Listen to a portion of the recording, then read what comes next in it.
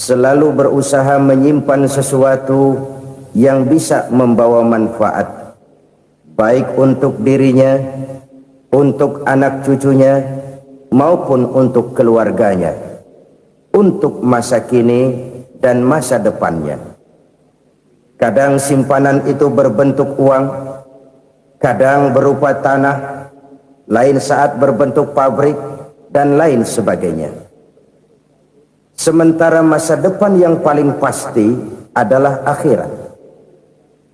Jika untuk masa depan dunia kita rela memeras keringat, membanting tulang, pergi pagi dan pulang petang, menyimpan uang, menyimpan tanah, menyimpan pabrik, pernahkah kita merenung jika satu saat kiamat datang, kita dibangkitkan dari kubur masing-masing, berdiri di padang mahsyar untuk mempertanggungjawabkan seluruh kegiatan hidup kita di dunia ini, lalu kita akan menuju ke alam akhirat? Sudahkah kita mempunyai simpanan untuk akhirat kita? Pada pertemuan kali ini saya ingin menyampaikan sebuah hadis di mana Rasulullah sallallahu alaihi wasallam bersabda, arba'un min kanzil jannah. Simpanan sorga ada 4 macam. Yang pertama, ikhfa'us sadaqah, menyembunyikan sedekah. Saudara-saudara kaum muslimin, sebagaimana yang kita maklum bahwa Allah Subhanahu wa taala melebihkan sebagian rezeki dari kita terhadap yang lain. Ada yang kaya, ada yang setengah kaya, ada yang miskin, ada yang setengah miskin, dan selanjutnya. Ada yang gajinya kecil tapi penghasilannya gede. Ada yang penghasilannya gede tapi nggak punya gaji. Ada juga yang memang gajinya gede dan penghasilannya gede. Kelebihan rezeki merupakan sunnatullah dan tidak harus membuat kita merasa lebih dari yang lain. Bahkan sebaliknya, kelebihan itu harus membuat kita ringan tangan untuk menolong mereka yang memang memerlukan pertolongan. Kalau saudara diberikan ilmu, maka pertanyaan akhirat cuma satu: ilmumu kau amalkan untuk apa? Kalau saudara diberikan umur yang panjang, pengadilan akhirat juga bertanya satu: umurmu kau habiskan di mana? Tapi kalau saudara diberikan harta, pengadilan akhirat akan bertanya dua: hartamu kau dapat dari mana? Kau belanjakan kemana? Dari mananya ditanya, dan kemananya juga ditanya. Oleh karena kita akan dimintakan pertanggungan jawab, maka amanah yang bernama harta ini harus kita gunakan dengan sebaik-baiknya. Ada penggunaan yang merupakan kewajiban, itu zakat namanya. Ada penggunaan yang sewaktu-waktu, itu infak namanya. Ada yang lebih sewaktu-waktu lagi, dan itu sedekah namanya. Zakat dia terikat oleh haul dan nisab, oleh putaran batas waktu dan ukuran dari harta itu sendiri. Sedangkan infak terikat oleh situasi dan kondisi perekonomian seseorang. Sedangkan sedekah tidak terikat dengan apapun. Dalam kondisi seperti apapun kita bisa melakukan sedekah dengan yang terkecil sekalipun. Sampai-sampai Rasulullah sallallahu alaihi wasallam mengajarkan, la tahqiranna minal ma'rufi syai'an walau an talqa akhaka biwajhin talik. Atau ada hadis, tabassumuka fi wajhi akhika laka shadaqah. Senyumanmu kepada temanmu adalah sedekah. Jadi untuk melakukan sedekah tidak harus dalam berbentuk uang. Dengan ilmu kita bisa sedekah, dengan tenaga kita bisa bersedekah, dengan pikiran kita bisa bersedekah, bahkan senyum kepada teman itu pun sedekah. Jadi kalau sedekah dengan uang memang belum punya uang, nyengir aja banyakin. Itu asal pada tempatnya, jangan lalu ketemu tiang listrik cengengesan. Tentu tidak pada tempatnya dan tidak wajar. Nah, sedekah yang paling dicintai Allah adalah sedekah yang disembunyikan. Artinya, jauh dari sifat riya. Kan kadang-kadang ada orang sedekah itu disebutkan namanya, apa tidak bagus? Kalau memang niatnya ikhlas, ya bagus-bagus saja untuk memberikan sugesti kepada yang lain. Si Fulan bin Fulan nyumbang sekian, diumumkan. Boleh kalau niatnya untuk memberikan rangsangan kepada yang lain supaya dia menyumbang lebih besar dari orang tadi. Tapi kalau itu mendatangkan riya, maka sedekah yang paling dicintai Allah adalah sedekah yang disembunyikan. Tangan kiri saja tidak tahu apa yang diberikan oleh tangan kanan. Sedekah yang dilakukan dengan ikhlas akan merupakan perbendaharaan surga, tersembunyi dari pandangan orang lain, tidak seorang pun tahu. Karena memang sikap yang baik adalah melupakan kebaikan dan mengingat kesalahan. Itu salah satu ciri orang bahagia. Orang yang selalu mengingat kesalahannya dan berusaha melupakan segala kebaikannya. Kalau dia akan berada kebaikan, dia tidak bisa ikut, dia merasa rugi karena dia merasa belum pernah berbuat baik. Tapi kalau akan melakukan kesalahan baru, dia ingat kesalahan yang sudah-sudah, sehingga terhalang baginya untuk melakukan satu kesalahan baru. Demikianlah saudara-saudara, bahwa Allah melebihkan rizki sebagian kita dari yang lain, agar terjadi tolong menolong dalam kehidupan ini. Jadi kesenjangan yang nature, kesenjangan yang alami, itu sunnatullah. Ada yang kaya, ada yang miskin, ada yang kelas menengah. Nah, kenapa lalu sekarang kita berusaha mengentaskan kemiskinan? Oleh karena adanya kesenjangan struktural. Kalau yang kaya bisa semakin kaya, kenapa yang miskin tidak bisa naik jadi ikut sedikit kaya? Sebab pada dasarnya Islam adalah agama yang sejak turunnya sudah berupaya memerangi kemiskinan. Bahkan dikatakan kemiskinan itu mendekatkan kepada kekufuran. Orang kalau miskin udah dekat banget sama kafir. Gampang menjadi kafir. Berapa banyak saudara-saudara kita yang oleh karena soal perut, oleh karena soal materi, terpaksa meninggalkan dan menanggalkan akidahnya, menjual petunjuk yang diberikan Allah dengan kesenangan dunia yang cuma sebentar ini. Na'udzubillah thumma na'udzubillah. Jadi makin kita sembunyikan satu sedekah, semakin banyak perbendaharaan kita di surga. Sedekah yang paling dicintai Allah adalah sedekah yang disembunyikan. Malahan ada seorang sufi, dia punya kebiasaan kalau pergi sholat Jumat dia bawa uang, itu uang dia taruh di bawah tikar masjid. Dia niat sedekah kepada siapa saja yang nemuin itu duit. Maksudnya apa? Supaya yang nemuin nggak tahu siapa yang punya duit. Demikian dia saking ingin menyembunyikan sedekahnya. Karena sifat riya itu bisa memakan amal kita sendiri. Riya itu termasuk menyebut-nyebut kebaikan kita. Orang yang suka nepuk dada, sedikit-sedikit ngitungnya kalau nggak gua. Tuh kalau nggak gua tuh. Tuh yang belas itu kalau nggak gua, kalau nggak gua. Iya kalau nggak lu kenapa emang? Orang yang suka menepuk jasad, tuh biasanya memang begitu saudara-saudara. Kalau perang lagi berkecamuk, orang nggak sempat ngaku jadi pahlawan. Tapi begitu perang selesai, yang kagak kenal bedil ngaku pahlawan, mas. Itu sesuatu yang biasa. Oleh karenanya, orang-orang yang ikhlas dalam bersedekah, disembunyikannya sedekah itu, Allah cinta betul. Malahan ada hadis memberikan jaminan, inna sedaqatal mar'il muslimi tazidu fil umri wa tadfa'u mitatas su'i. Sesungguhnya sedekahnya seorang mukmin tazidu fil umri, bisa menambah umur panjang, wa tadfa'u mitatas su'i, dan menyelamatkan manusia dari mati secara su'ul khatimah. Jadi siapa yang kepengen panjang umur, banyaklah sedekah. Yang bosan hidup, pelit terus. Sedekah menambah panjang umur dan menyelamatkan manusia dari mati secara su'ul khatimah. Pak, katanya umur itu nggak bisa ditambah, nggak bisa dikurangin. Kapan? Kalau ajal sudah datang. Fa idza jaa ajaluhum la yastakhiruna sa'atan wa la yastaqdimun. Kalau ajal datang tidak bisa dimajukan, tidak bisa dimundurkan.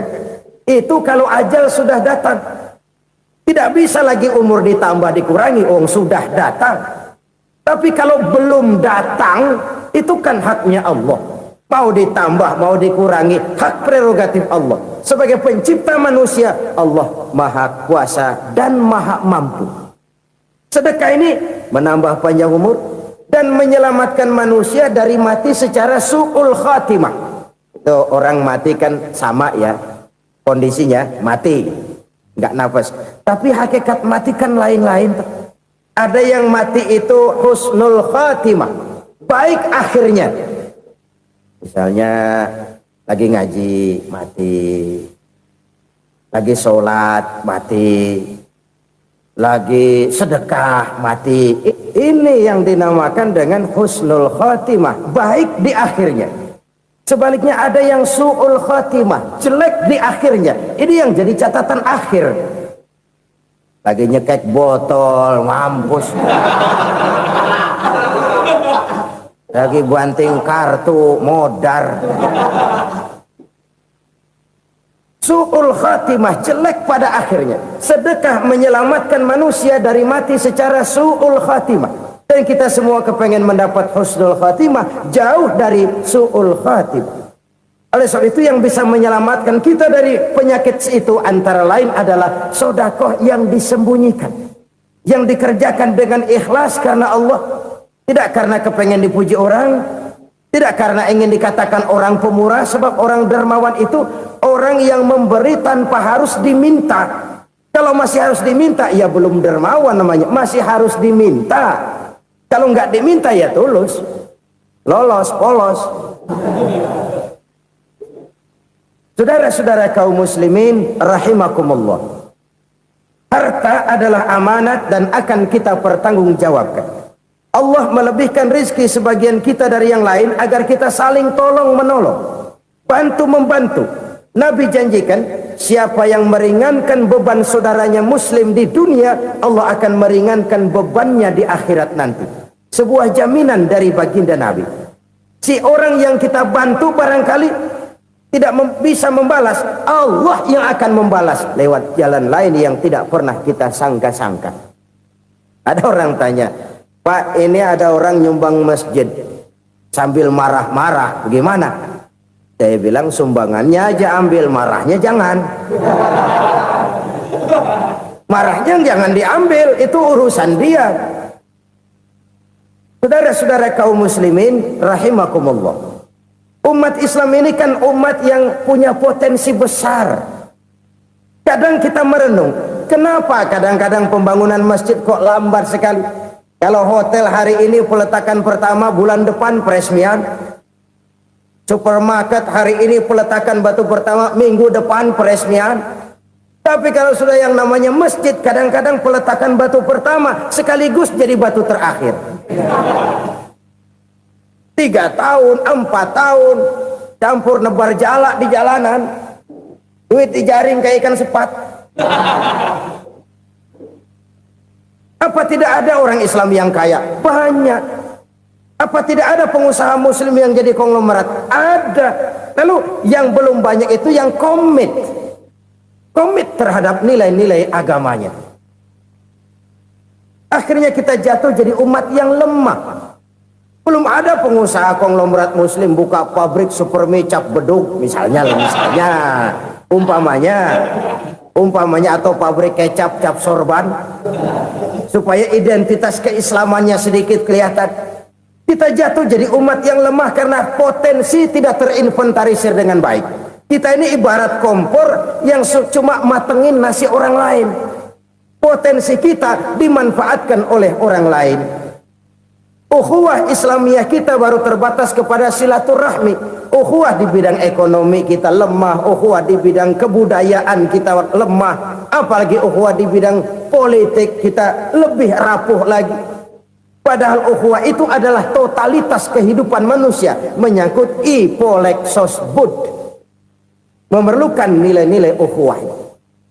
Jadi oleh karena itu mari kita menyadari di dalam harta kita, walaupun kita yang cari pergi pagi pulang sore peras keringat banting tulang, di sana ada harta anak yatim, di sana ada hak masjid, Di sana ada hak pesantren, di sana ada hak jihad. Berbahagialah seseorang apabila dia oleh Allah dijadikan keran.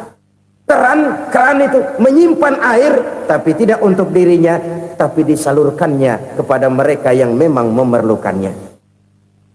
Saudara-saudara kaum muslimin rahimakumullah, ini yang pertama. Jadi perbendaharaan surga adalah menyembunyikan sedekah. Orang lain nggak tahu, kita pun nggak pernah ngitung-ngitung. Kita anggap lewat begitu saja, padahal itu deposit akhirat. Satu. Yang kedua, perbendaharaan surga itu apa? Wa kitmanul musibah, menyembunyikan kesulitan. Kadang orang takut menghadapi kesulitan, tapi makin kita merenung, hidup ini kan sebenarnya urusan. Takut sama urusan, ya jangan hidup. Tandanya orang hidup itu kalau punya urusan. Urusan melupakan problem, problem sering menimbulkan kesulitan. Kesulitan bukan untuk ditakuti, tapi untuk diatasi dan dicarikan jalan keluarnya. Siapa sih orangnya yang nggak pernah sulit-sulit? Makin tinggi status sosialnya, makin gede urusannya. Makin tinggi kualitas imannya, makin berat tingkat kesulitannya. Cuma memang yang namanya enak itu seperti pelangi. Biang lala itu nggak pernah di atas kepala kita, di atas kepala orang melulu. Lu sih enak lu, kata kita. Dia juga bilang yang enak kan lu. Pelangi itu nggak pernah di atas kepala kita. Kata tukang beca, aduh enak ya naik Mercy. Kata tukang beca, apa yang di dalam mobil Mercy? Aduh enak bener tukang beca, di jok ngeringkuk ngorok pulas bener. Saya kamar pakai AC sejuk, tempat tidur sutra empuk, alga spring bed, gula kulik nggak bisa pulas kalau belum minum Valium, belum tidur. Enak bener tukang beca, di jok ngorok nggak tahu wetan kulon. Si tukang beca bilang yang di Mercy enak, yang di Mercy bilang tukang beca enak. Inilah enak, nggak pernah di atas kepala kita, di atas kepala orang lain melulu enak itu. Nah saudara-saudara, yang merupakan perbendaharaan surga itu orang yang bisa menyembunyikan kesulitan, baik pribadi ataupun rumah tangga. Nih terutama rumah tangga yang jadi soalnya. Kadang-kadang kita ini kalau senang, sebaliknya kalau senang kita diam, kalem aja, cuek. Banyak banget duit kita bawaan, diam aja udah. Malah ketemu orang takut. Tapi begitu susah, sekampung tahu. Padahal Nabi mengajarkan perbendaharaan surga itu menyembunyikan musibah, menyembunyikan kesulitan. Kalau enak, cerita sama orang-orang. Kalau nggak enak, rasain sendiri, tekan sendiri, atasin sendiri. Kita kan sebaliknya. Senang kita diam, asal lagi susah, paling tidak kita nyari teman buat cerita kesusahan. Siapa orangnya yang nggak pernah susah? Cuma soalnya bagaimana kita mengatasi kesusahan itu sendiri. Begitu juga misalnya kalau orang sudah berumah tangga, itu orang tuanya harus menjadi tempat dia cerita yang enak-enak saja. Yang nggak enak rasain berdua, selesaikan berdua, atasin berdua. Jangan dibalik. Asal senang diam, giliran susah saja. Maknya laporan. Terbalik. Bisa menjaga security informasi. Maka nama bayam keluar diam, malah seluitan. Enak amat lo makan daging ayam. Security informasi. Saudara-saudara kaum muslimin rahimakumullah, ujian yang terberat itu yang pernah diberikan kepada para nabi, para rasul, para aulia, para ulama. Makin tinggi keimanan, makin berat bentuk kesulitan. Ayo saya kemukakan satu contoh saja. Ada seorang nabi yang kaya, nabi kaya, namanya Nabi Ayub. Iblis kalau orang begini kan keki, ibadahnya rajin, kaya. Nih yang kayak begini susah digodain. Kalau ibadahnya rajin, miskin, kali bisa disogok. Sini imannya mantap, ibadahnya rajin, kaya, nabi lagi. Oh, tapi namanya iblis nggak kurang akal.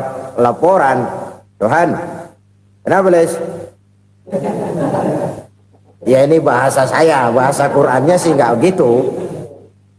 Itu hambamu yang namanya Ayub, dia rajin ibadah cuma karena dikasih kaya aja. Coba kasih miskin dia, berhenti dia sembahyang. Ah, kamu bisa aja.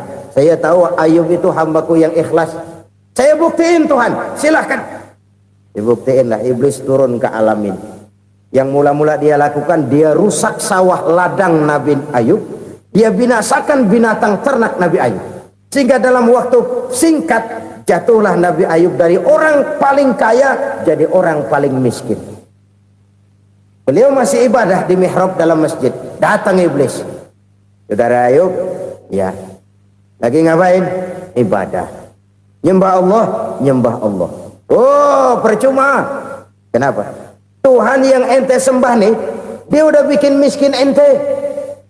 Sawah ladang ente hancur lebur, binatang ternak binasa. Sekarang ente jadi orang paling miskin. Ngapain nyembah Tuhan kayak begitu? Tekor. Udah berhenti dah ibadah, berhenti ibadah. Ini iblis sama Tuhan laporannya lain, yang dikerjakan kepada Nabi Ayub juga lain. Benar begitu iblis kata Nabi Ayub? Iya, sawah ladang saya habis, buras. Binatang ternak saya binasa, binasa. Saya miskin, bangpak. Apa jawab Nabi Ayub? Bukan innalillahi, ya ini hebat. Alhamdulillahillazi a'tani wa akhza minni.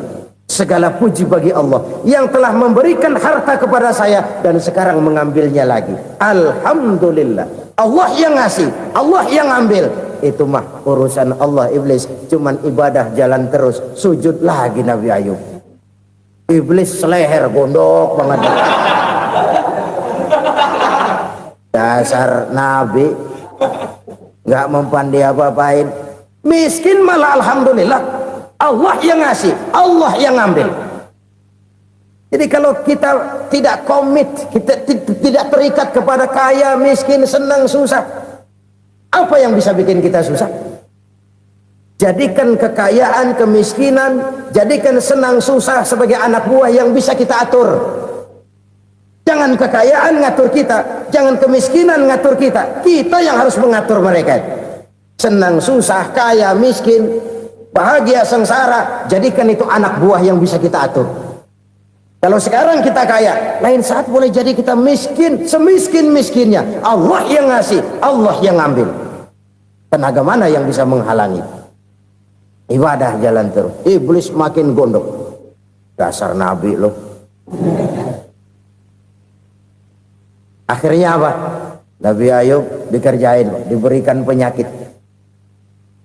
Demikian fatal penyakitnya. Bayangin, udah miskin sakit. Masya Allah. Miskin sakit. Sakitnya nggak lama, kira-kira 16 tahun. Istrinya 3, 2 mental minta ceraiin. Ngerawatin laki bengek begini. Senang belum tentu, susah udah pasti nih. Cerai aja, cerai dah. Cerai. Tinggal satu Siti Rahmah yang setia menemani beliau. Sesetia-setianya hati perempuan. Satu saat Siti Rahmah bilang, "Bang, iya, abang kan Nabi bang. Lalu namanya Nabi kan doanya jarang meleset bang. Maksud kamu minta kenapa sih sama Tuhan biar abang sembuh baik dah bang?" Siti Rahmah, iya. Saya sakit berapa tahun sih dah? 16 tahun bang. Sebelum ini saya sehat berapa tahun? Ya kira-kira 60 tahun bang. Nah coba ente banding-bandingin Rahmah. Saya dikasih sehat 60 tahun, dikasih sakit 16 tahun. Sudah nggak sabar mau doa kepada Allah minta sembuh. Saya malu kepada Allah. Diuji dengan yang luar biasa seperti ini, tidak mengganggu stabilitas kehambaannya. Dia tetap menghamba kepada Allah Subhanahu wa ta'ala. Saudara-saudara kaum muslimin rahimakumullah. Kunci menghadapi kesulitan itu apa? Allah jelaskan dalam satu ayat, wa basyiris sabirin alladzina iza asabathum musibah qalu inna lillahi wa inna ilaihi raji'un. Gembirakan orang-orang yang sabar Siapa mereka itu? Yang apabila mendapat musibah mereka kembali kepada keyakinan dasar, segalanya dari Allah dan segalanya akan kembali kepada Allah. Ini konsepsi dasar dari sikap muslim dalam menghadapi berbagai kesulitan. Segalanya dari Allah, segalanya akan kembali kepada Allah. Kalau ini sudah kondisi dasarnya, maka kita akan lapang menghadapi kenyataan bagaimanapun pahitnya. Apakah itu namanya miskin, apakah itu namanya sakit, bahkan maut sekalipun. Maut sekalipun. Segalanya dari Allah, segalanya akan kembali kepada Allah. Ini sikap hidup, bukan sekedar ucapan. Kita kadang-kadang menjadikannya sebagai ucapan. Mulutnya sehingga berhenti, innalillahi wa inna ilaihi rajiun, tapi nangisnya terus gerung-gerungan. Bukan itu, ini kesadaran moral. Kalau segalanya dari Allah, segalanya kembali kepada Allah, kan sebenarnya cuma nunggu giliran. Hari ini saya nyembayangin dia, entah hari apa saya disembayangin orang. Hari ini saya antar dia ke kubur, entah hari apa orang nganterin saya ke kubur. Hari ini saya tahlilkan dia, entah nanti kapan orang tahlilkan saya. Segalanya dari Allah, segalanya akan kembali juga kepada Allah. Oleh sebab itu saudara-saudara, kesulitan bukan untuk ditakuti. Kesulitan justru untuk diatasi, dicarikan jalan keluarnya. Dan tidak ada orang yang tidak pernah mendapat kesulitan. Tidak ada. Semakin tinggi status sosial, semakin tinggi kualitas keimanan, semakin besar juga tingkat kesulitan. Hanya saja bagaimana cara kita mengatasinya. Dan Al-Quran menyatakan, inna ma'al usri yusra. Di balik kesulitan itu pasti ada kemudahan. Roda itu berputar. Karena itu Rasulullah Shallallahu Alaihi Wasallam mengingatkan kepada kita, ta'arraf ilallahi firraha ya'rifka fisyiddah. Ingatlah kepada Allah di waktu kamu senang, supaya Allah ingat kepada kamu di waktu kamu susah. Kalau waktu senang kita ingat kepada Allah, kita susah, Allah tidak akan meninggalkan kita. Tapi kalau waktu senang kita jauh dari Allah, sujud tidak sempat, dengan masjid jauh, ketika senang kita lupakan Allah. Nanti begitu kita susah, Allah lupakan kita, dan itu menyakitkan. Oleh karena itu orang-orang tua kita dulu bilang, kalau lagi sehat ingat-ingat lu bakal sakit nanti. Kalau lagi kaya ingat-ingat satu saat kita bakal jatuh miskin. Bahkan kalau lagi muda ingat-ingat kita bakal tua. Dan yang terpenting, kalau lagi hidup ingat-ingat kita bakal mati. Saudara-saudara kaum muslimin rahimakumullah. Jadi yang kedua yang merupakan perbendaharaan surga, menyembunyikan musibah. Saudara-saudara kaum muslimin rahimakumullah. Hal ketiga yang merupakan perbendaharaan surga adalah wasilatur rahmi. Orang yang suka bersilaturahmi. Sebagaimana yang kita maklum bahwa manusia adalah makhluk yang disebut zon politika. Makhluk sosial yang tidak mungkin hidup sendiri-sendiri. Betapa dan siapapun kita memerlukan orang lain. Bodoh betul manusia kalau tinggal di tengah masyarakat tapi tidak mau bermasyarakat. Merasa hebat sendiri, pinter sendiri, gagah sendiri, kaya sendiri. Mungkin kalau mati juga ngubur sendiri. Jangankan kita di sini, di sorga saja Nabi Adam waktu sendirian bengong melulu, mondar mandir. Allah tegur dalam sepi dam. Ya ini kalau bahasa saya. Iya Tuhan, sepi ini nggak ada coret-corekan pisan ini. Diciptakan Siti Hawa baru anteng Nabi Adam. Itu di surga. Cobalah. Umpamanya saudara tinggal di Jakarta nih. Kayak bener. Apaan aja di Jakarta punya saudara dah. Jembatan Semanggi ambil. Monas, Buntel bawa pulang. Hotel-hotel ambil semua. Cuman tinggal di Jakarta sendirian, apa enaknya? Betapa dan siapapun kita perlu orang lain. Tidak ada seorang pun yang bisa memenuhi kebutuhan hidupnya secara sendiri-sendiri. Nah, Islam telah menyelamatkan manusia dari ras diskriminasi. Mengikat manusia dengan persaudaraan yang berlandaskan kepada akidah. Karena itu dianjurkan bersilaturahmi. Bahkan Nabi menyatakan, man arada ayyubsata lahu fi rizqihi wa yunsa'a fi atharihi falyasil rahimah. Siapa yang kepengen diluaskan rezekinya dan dipanjangkan usianya, banyaklah ia bersilaturahmi. Siapa yang kepengen dimudahkan rezekinya, hendaknya ia banyak bersilaturahmi. Kalau banyak teman, kesulitan kan paling tidak ada tempat cerita. Udah susah, sendirian kita pikirin diri, nggak ada tempat tukar pikiran. Cepet banget sama bengek. Dilawan sendiri. Nah, secara makro kita bisa berkata, tidak mungkin ada kemenangan kalau tidak ada kekuatan. Tidak ada kekuatan kalau tidak ada kesatuan dan persatuan. Tidak mungkin ada kesatuan dan persatuan tanpa semangat silaturahmi. Kalau umat Islam mau menang, dia harus kuat. Kalau umat Islam mau kuat, dia harus bersatu. Kalau umat Islam mau bersatu, dia harus membudayakan silaturahmi ini. Bahkan sampai-sampai kata Nabi, kalau bisa cari nilai tambah. Apa? Silman qata'ak. Bersilaturahmilah kau kepada orang yang marah denganmu. Masya Allah, indahnya ajaran agama kita. Orang yang marah pun kepada kita, kata Nabi, kalau bisa bersilaturahmilah kepadanya, kepada orang yang marah itu. Di situ nilai tambah. Cuman jujur nih hadis, ngucapinnya gampang, ngamalinnya yang berat banget. Orang marah sama kita, kita disuruh silaturahmi, ada apa malu? Lu marah, ada gua marahan lagi. Gue pikirin. Saudara-saudara kaum muslimin rahimakumullah. Tapi ini yang diajarkan, bahkan ini yang dicontohkan oleh baginda Rasul. Bagaimana begitu mudah, misalnya satu saat Abu Jahal ini ngatur strategi bagaimana bikin Muhammad celaka. Dia gali lubang di depan tempat tidurnya. Dia tutupin daun korma. Terus dia panggil seseorang, ke sini. Kasih tahu Muhammad, pamannya sakit keras, minta ditengokin. Berangkat orang ini ke sana. Muhammad, labbaik. Pamanmu sakit keras, dia minta ditengokin. Baik, saya akan datang menjenguk beliau.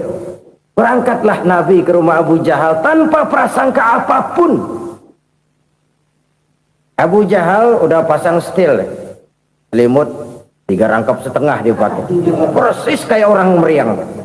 Tapi sembari ngintip dari balik selimut, begitu Muhammad buka pintu, nah, masuk perangkap nih. Muhammad jalan menuju tempat pembaringan. Makin lama makin dekat, makin lama makin dekat. Makin dekat ke lubang yang dipasang oleh Abu Jahal itu. Dalam hati Abu Jahal, terus dah jatuh, mampus dah lo ini.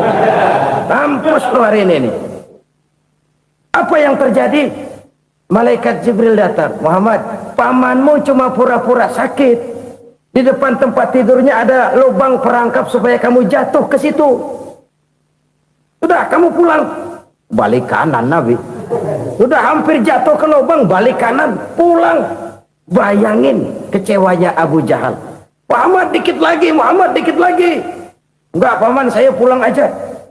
Emosi bangun dari tempat tidur, enggak sadar kalau lagi pura-pura sakit. Lompat ngejar Nabi, dia lupa dengan lubang yang dia gali. Pusrak, nyemplung sendiri ke dalam lubang.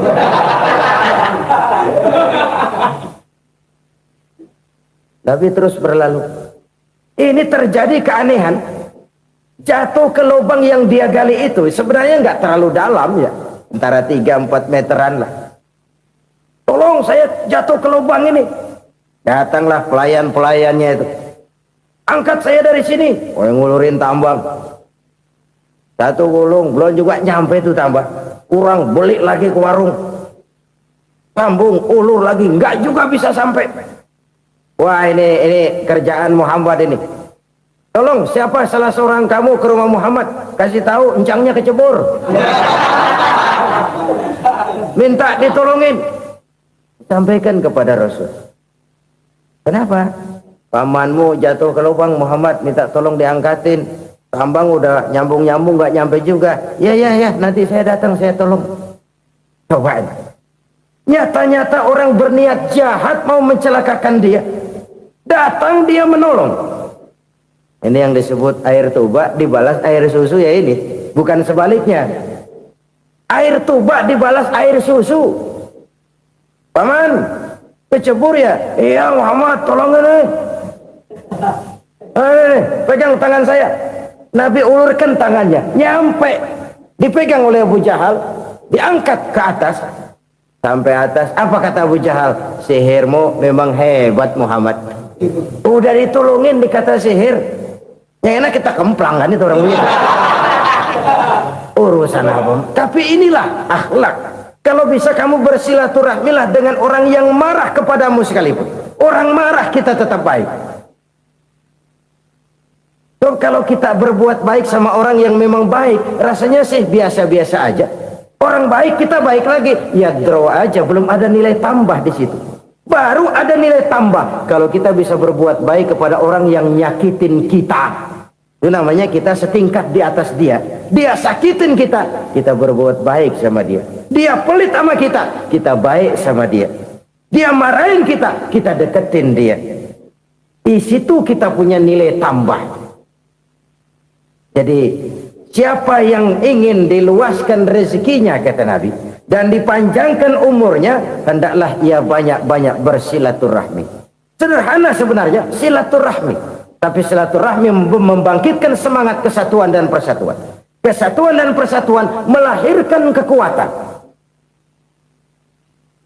Dalam matematika, 1 ditambah 1 pasti 2. Tapi di tengah masyarakat, 1 orang takut ditambah 1 orang takut, hasilnya jadi 2 orang setengah berani.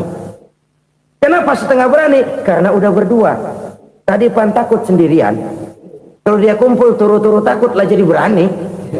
Kita yang lemah, kita yang tidak berdaya, kita yang miskin, kalau mau kompak bersatu, apa yang nggak bisa kita kerjain? Apalagi tinggal di kota besar, pilihan cuma 2, bertahan atau minggir. Bertahan atau minggir. Untuk bisa bertahan harus mampu bersaing. Untuk mampu bersaing harus punya keahlian. Keahlian harus ditunjang dengan pendidikan. Ditambah oleh kekompakan sebagai umat. Udah miskin mencar mulu, orang injek kita. Orang nggak pandang urusan apa malu. Oleh karena itu silaturahmi pada hakikatnya merupakan roh dari ukhuwah yang diajarkan oleh agama kita. Bagaimana Islam menyelamatkan masyarakat manusia dari ras diskriminasi, mengikat manusia, dan tidak ada persaudaraan yang lebih indah selain persaudaraan yang diikat dengan nilai-nilai akidah. Sepanjang orang di jalan Allah, itulah saudara kita. Keluar dia dari jalan Allah, selesailah persaudaraan sampai di situ. Karena itu, kalau ingin menyimpan sesuatu di surga, banyaklah bersilaturahmi. Datang ke rumah ini, datang ke rumah itu, dan lain sebagainya. Itu simpanan kita.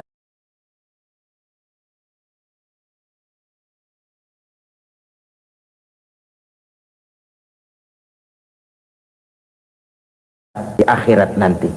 Ini yang ketiga. Saudara-saudara, yang keempat, perbendaharaan surga itu apa? Wa qawlu la hawla wa la quwwata illa billah.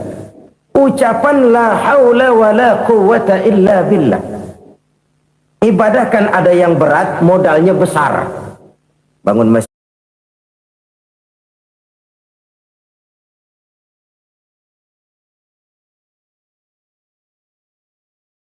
berat, modalnya besar. Bangun rumah sakit berat, modalnya besar.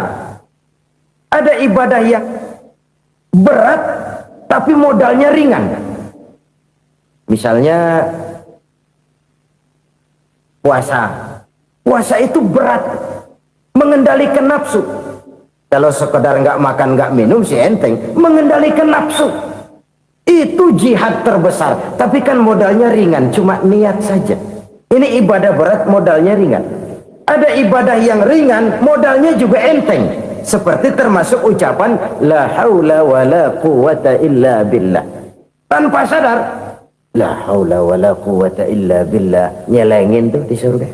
Nyelengin, kita nggak terasa. Nyelengin simpenan akhirat. La haula wa la quwwata illa billah. Nyimpan lagi. Kaget, la haula wa la quwwata illa billah. Nyimpan lagi. Banyak simpenan. Walaupun sebenarnya yang dimaksud di sini adalah kesadaran batin bahwa tidak ada daya dan kekuatan kecuali Allah. Itu intinya. Kita memulai pekerjaan disunahkan baca bismillah, kan begitu? Apa itu? Kesadaran moral bahwa ini saya bisa kerjakan. Saya kerjakan ini dengan menyebut nama Allah. Kenapa? Kalau Allah tidak memberikan daya dan kekuatan, mana mampu saya kerjakan ini. Maka saya kerjakan ini dengan menyebut nama Allah. Bismillah. Kesadaran moral. Manusia hanya wajib berusaha, tapi nggak pernah wajib berhasil. Banyak hal-hal yang kalau kita renungkan secara rasio nggak mungkin, tapi jadi kenyataan. La haula wala quwata illa billah. Tidak ada daya dan kekuatan kecuali bagi Allah semata-mata. Kesadaran moral akan kelemahan dan keterbatasan makhluk bernama manusia. Kadang kita kagum dengan otak, tapi kita sering lupa sama yang bikin otak. Padahal bagaimanapun hebatnya otak, yang bikin otak pasti lebih hebat dari otak. Nggak percaya, silahkan otak-otakan. Inilah kecenderungan. Kita kagum dengan pesawat-pesawat mutakhir, bukan main, besi gede banget terbang itu. Alangkah hebatnya. Lalu apa yang bikin otak tidak lebih hebat dari itu semua? Kita puji laut. Apa yang bikin laut tidak lebih hebat dari laut itu? La haula wa la quwata illa billah. Tidak ada daya dan kekuatan kecuali Allah. Apa yang bisa kita lakukan kalau tidak karena daya dan kemampuan yang diberikan oleh Allah kepada kita? Lahirlah sikap tawadu, rendah hati, tidak melonjak menjadi angkuh dan sombong, sadar akan kelemahan dan keterbatasan diri sebagai makhluk yang diciptakan oleh Allah Subhanahu wa taala. Jadi satu sisi ini ucapan yang berpahala, la haula, jadi wiridan. Pada sisi lain ini kesadaran moral, sikap mental, kesadaran batin bahwa yang punya daya dan kekuatan itu cuma Allah. Kita nggak pantas untuk sombong, sebab sombong itu pakaiannya Allah. Kita nggak sedang pakai pakaian Allah, kegedean. Dan makin kita renungi, makin terbentur. Apa sih yang bisa kita sombongin? Kita mau sombong apa? Kaya, pintar, itu kan semua relatif. Di atas langit masih ada langit lagi. Jadi oleh karenanya, marilah kita menyadari, manusia hanya wajib berusaha, tapi tidak pernah wajib berhasil. Yang berusaha saja tidak wajib berhasil, apalagi yang tidak berusaha. Islam bukan agama orang pemalas yang selesai sholat lalu ngelohom, nggelenggem ayem-ayem. Tapi Islam bukan agama orang sombong yang setelah berusaha lalu tidak memerlukan Allah. Kita bisa saja bikin proyeksi, tahun sekian kita bakal panen besar menurut perhitungan otak. Tapi ada kejadian lain. Apa? Tikus ngambek. Habis itu dimakanin tikus, panen gagal. Proyeksi rasional gagal oleh tikus-tikus yang ngambek itu. Bisa saja terjadi. Tahun depan kita panen besar, urung. Kenapa? Musim panas panjang.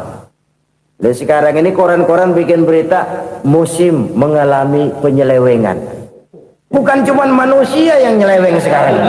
Musim pakai nyeleweng. Mestinya kan musim hujan udah selesai, masih hujan-hujan juga. Musim. Nah sekarang kita boleh bikin proyeksi, kita bakal panen besar. Tahu-tahu musim panas panjang, sawah retak, air kering. Cari teknokrat yang paling botak, suruh pendekin tuh musim panas. La haula wa la quwata illa billah. Inilah kesadaran moral. Saudara, saya teringat satu saat ada seorang konglomerat. Umurnya ya kira-kira 70-an. Satu saat dia ditanya oleh wartawan, "Pak, umur Bapak berapa sih?" "Ya paling 10 tahun." 10 tahun? 10 tahun? Anak Bapak berapa orang? Aduh. Satu saja? Satu. Harta Bapak berapa? Ya paling-paling bangsa 7 juta kali. 7 juta? Iya. Pak, kenapa Bapak bohongi saya? Bapak punya buku biografi. Koran-koran, majalah-majalah banyak memuat cerita riwayat hidup Bapak. Saya tahu umur Bapak 70. Kenapa bilang cuma 7 tahun? Saya tahu anak Bapak 8. Kenapa cuma bilang 1? Saya tahu harta Bapak miliaran, mungkin triliunan. Pabrik di mana-mana, bank di mana-mana. Kenapa bilang uang Bapak cuma 7 juta? Nah, kata si konglomerat tadi, kamu benar nak, kamu benar. Umur saya kalau jumlahnya memang 70 nak. Cuman ingat-ingat saya, baru 7 tahun terakhir ini saya sujud. Baru 7 tahun terakhir ini saya berusaha dekat dengan Allah. Saya laksanakan perintahnya, saya jauhi larangannya. 7 tahun inilah rasanya yang ada nilainya di hadapan Allah. Yang 63 tahun matong, kelabu, kelem umur gue. Habis untuk maksiat, untuk munkarat. Maka ketika ditanya tadi, umur saya 7 tahun itu. Oh begitu Pak. Oh iya. Lalu anak Pak. Anak Bapak kan 8. Kenapa bilang cuma 1? Nah, kalau jumlah hitungannya memang anak saya 8. Tapi dari 8 orang ini rasanya cuma 1 nih yang bakal jadi buah hati, belahan jantung, pelanjut cerita, penerus sejarah, bakal jadi anak soleh yang akan mendoakan saya. Cuma 1 rasanya anak saya nih yang bakal jadi buah hati saya, besar-besaran saya, yang akan mendoakan di kubur saya, yang akan mendoakan di akhirat saya. Yang 7 orang mana? Masya Allah, yang atu tenggeng, yang atu nyekek botol ngolo, yang itu nggak karu-karuan. Makanya saya bilang 1 anak saya yang akan bisa mendoakan saya. Oh begitu Pak. Iya. Nah harta Pak, harta Bapak kan triliunan. Pabrik Bapak di mana-mana. Uang Bapak hampir di tiap bank-bank besar. Kenapa bilang cuma 7 juta? Betul kau nak. Harta saya kalau jumlahnya memang miliaran, triliunan mungkin. Tapi yang saya ingat baru 7 juta tuh yang saya belanjakan di jalan Allah. Saya nyumbang masjid, saya santuni yatim piatu, saya bantu pembangunan pesantren, saya bantu pembangunan rumah sakit Islam.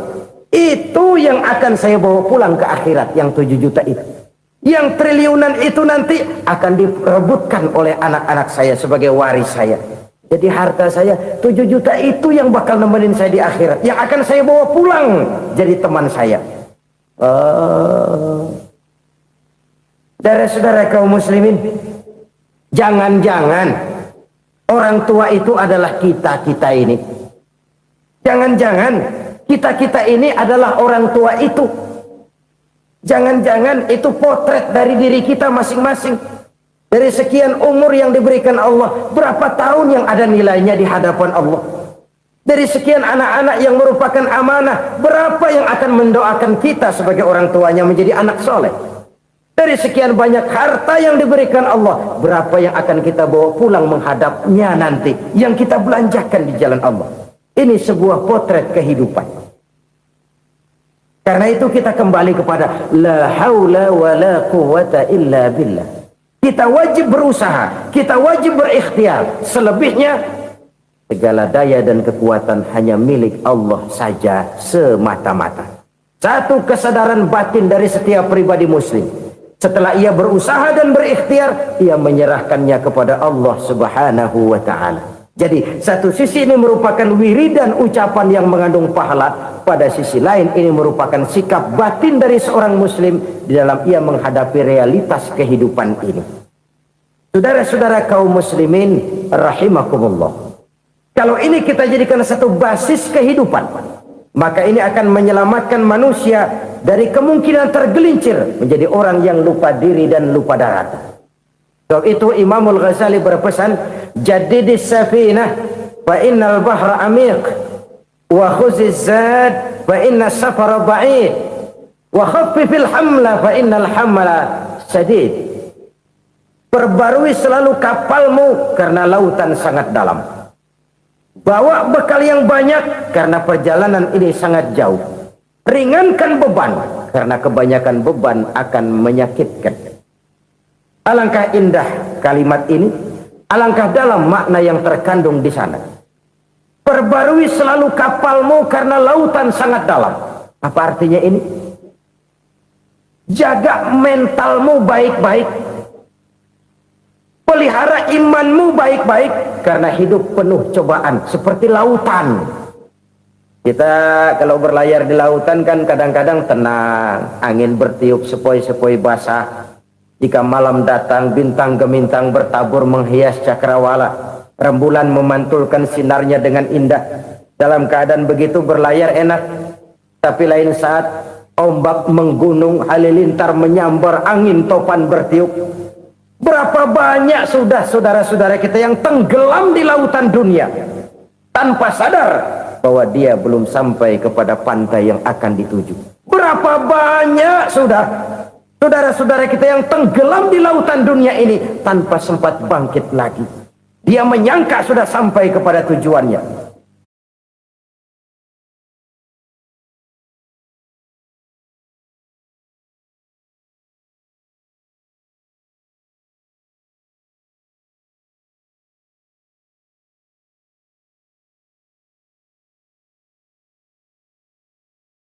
Hati-hati kapal jangan sampai bocor karena lautan sangat dalam. Iman ini jaga baik-baik karena hidup penuh dengan ujian. Wa khuzizat fa inna safara ba'id. Bawa bekal yang banyak karena perjalanan sangat jauh. Saudara mau ke Bandung, bawa duit. Saudara mau ke Surabaya, banyakan lagi duitnya. Saudara mau ke Mekah, gepokan, iketan tuh duit nggak lembaran lagi. Makin jauh perjalanan, makin banyak bekal yang harus kita bawa. Kalau saudara dari Jakarta mau ke Surabaya, kagak bawa duit berangkat juga, itu sih bukan berani namanya, nekat. Sampai Surabaya belum tentu, sengsara di jalan udah pasti. Kenapa? Nggak bawa bekal berangkat. Sama juga kita nih, misalnya belum sempat sembahyang, mati. Waduh, berani banget orang. Belum punya bekal, mati, sengsara di jalan. Atau bekal tidak cukup. Dari Jakarta saudara mau ke Surabaya, bawa duit 500 perak. Paling jauh Cikampek nyampenya itu. Paling jauh itu. Antara jauhnya perjalanan dengan bekal yang saudara bawa tidak seimbang. Hidup ini perjalanan panjang, a walking tour. Dimulai dari alam arwah, sebelum jasad diciptakan, roh diciptakan lebih dulu. Dari situ pindah ke alam rahim, dari alam rahim pindah ke alam dunia, dari alam dunia pindah ke alam barzah, baru menuju akhirat. Satu perjalanan panjang. Kalau bekal tidak bawa, sengsara di jalan. Bawa bekal yang banyak karena perjalanan ini sangat jauh. Wa khaffifil hamla, ringankan beban karena beban itu cuma akan menyulitkan. Kalau bekal itu sih keperluan, tapi beban nggak kita perluin, cuma ngeberat-beratin. Apa ini beban? Dosa, kecurangan, kebatilan, kezoliman, ketidakadilan, kesewenang-wenangan. Itu akan jadi beban kita di akhirat. Alangkah celakanya, perjalanan panjang, bekal tidak bawa, beban kelewat banyak, alamat sengsara di jalan. Pahala tidak ada, dosa berlipat ganda. Na'udzubillah, summa na'udzubillah. Kalau kita rangkum nasihat Al-Ghazali dengan kisah si konglomerat tadi, kita akan mengambil kesimpulan. Pertama, bekal terbaik dalam menghadapi gejolak kehidupan ini tidak lain adalah iman. Yang kedua, pahala dan dosa. Dua hal kontroversial. Pahala adalah bekal, dosa adalah beban. Tapi kita sekarang kan tidak begitu terangsang kepada yang abstrak. Orang berlomba mencari yang konkret-konkret saja, yang real. Kalau memang dosa, benjol dong, kira-kira begitu. Kira-kira begitu. Persis orang Yahudi dulu. Orang Yahudi itu kan pernah minta kepada Nabi Musa, ya Musa, lan nu'mina laka hatta narallaha jahrah. Musa, kami nggak bakal mau beriman kepada Allah kalau belum kami lihat Allah ada nongkrong di depan kami. Kalau memang Tuhan ada, taruh dong di depan kami. Mau yang konkret-konkret saja. Kalau memang dosa, benjol dong. Kalau memang pahala, berasa dong. Orang terangsang kepada yang real, yang konkret-konkret saja. Karena itu, untuk mengejar dosa, orang mau bayar. Tapi untuk mengejar pahala walaupun tidak bayar, orang segan. Ini yang dikatakan oleh Nabi, kamu mengharapkan ke surga tapi kamu berat melaksanakan sesuatu yang bisa membawa kamu ke surga. Kamu ingin jauh dari neraka, tapi tiap saat kamu lakukan perbuatan-perbuatan yang justru menjerumuskan kamu ke neraka. Idda'aitum an-najata minan nar wa ramaitum fiha anfusakum. Kamu ingin selamat dari neraka, tapi kamu lemparkan diri kamu ke neraka. Kamu ingin masuk surga, tapi berat sekali kamu melakukan perbuatan-perbuatan yang bisa menyampaikan kamu di surga. Saudara-saudara kaum muslimin rahimakumullah. Jadi hal keempat yang merupakan perbendaharaan surga adalah la haula wa la quwwata illa billah. Satu sisi ini merupakan ucapan yang memperberat timbangan akhirat. Pada sisi lain ini merupakan sikap hidup seorang muslim. Kesadaran batin yang sangat dalam bahwa tidak ada daya dan kekuatan kecuali Allah. Dan itu kita simbolkan pada saat memulai pekerjaan dengan Bismillah, dengan menyebut nama Allah. Satu kesadaran moral, saya hanya bisa melakukan ini karena diberikan daya dan kekuatan oleh Allah. Lahirlah sikap tawadu, rendah hati, tidak melonjak menjadi angkuh dan sombong. Saudara-saudara, sampai sini dulu jumpa kita kali ini.